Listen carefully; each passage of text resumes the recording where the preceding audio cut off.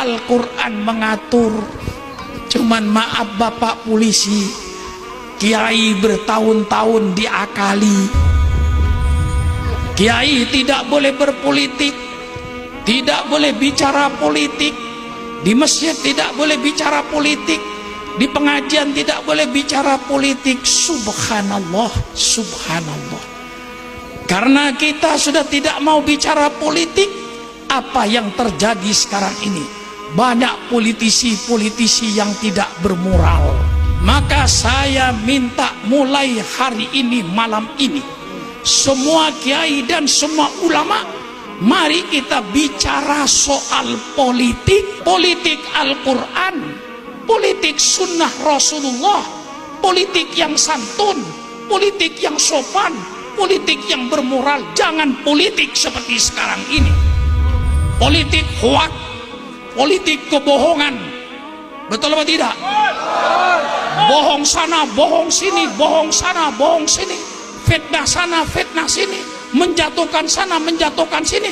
Justru ini sekarang yang dibicarakan, politik setan, politik iblis.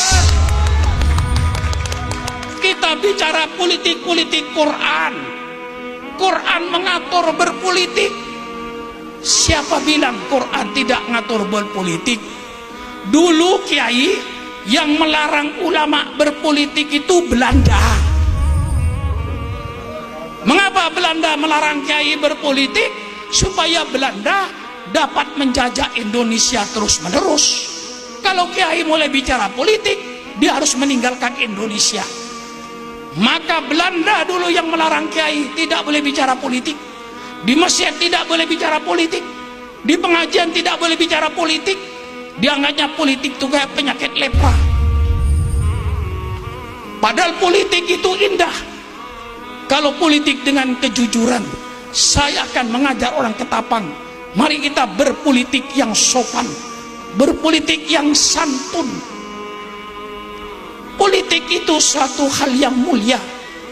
Jadi kalau sekarang ada orang yang melarang kiai bicara politik di masjid, itu berarti sisa-sisa Sukran Makmun sebagai warga negara Republik Indonesia yang cinta sama Pancasila, cinta sama Undang-Undang Dasar 45, cinta sama Bhinneka Tunggal Ika.